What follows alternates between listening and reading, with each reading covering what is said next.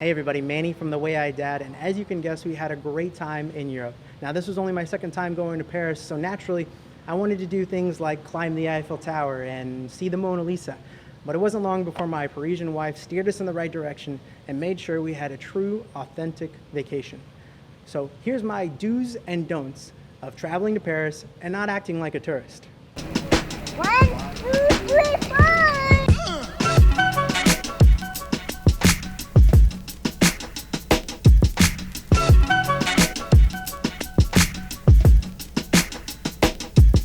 Go.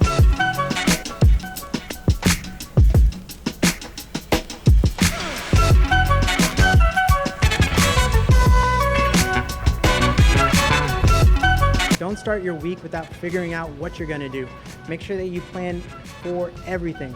What's gonna happen, where you're gonna go, how you're gonna get there, whether it's subway, train, or bus, and even figure out what the weather's gonna be like. Is it gonna rain? Is it gonna flood? The benefit of this is that you might find out that some museums and locations that you're already planning on going to are free on certain days or open late, and it'll allow you to optimize the time that you have in Paris. Do not eat at chain restaurants just because it's familiar to you.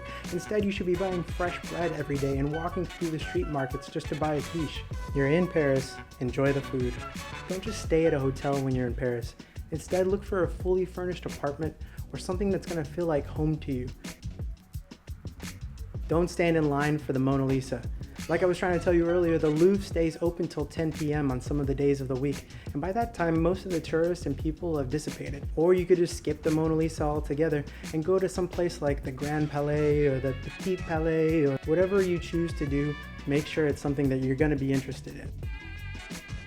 Don't climb the Eiffel Tower. We did it, Alistair! Yay! Especially if you have kids, you don't want to make them stand in line to get to the top of that thing. You can get up close and personal and check it out, but you don't have to go to the top. Instead, why don't you go to the Louis Vuitton Museum? There's plenty of art, you'll see the same vantage points, and you'll even get a glimpse of the Eiffel Tower. Don't opt in for that expensive international roaming plan. Instead, take an old phone and pop a SIM card into it. You can buy one when you get there, and I promise it's going to be cheaper than whatever you're going to pay here. Merci, Bibi. Don't be surprised when you find out that you can't speak English everywhere. Instead, try some French. French words that I know, like it. Je t'aime. J'ai bien aimé passer du temps avec toi. Mange. Pomme. Parfait. Albon, viens ici. Albon, arrête. Albon, attention. Favorite. Aussi. Which one? Cheese. Look, I know this trend is not going anywhere, but please don't clog up the lines and pathways with your selfies.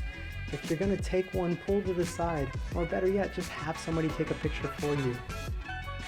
Do not rent a car or a Segway when you are there. Walk everywhere, take the subway, take the bus. You can literally get anywhere in Paris with public transportation. It's the best I've seen in any other city. And finally, don't worry about what everybody else is going to think of your parenting skills. Go to those fancy places and have those fancy dinners, even if they don't have high chairs. Well, hopefully you enjoy these Parisian travel tips and they help you out in the future. Make sure you stick around for more from our European excursion. Thanks everybody. Bye.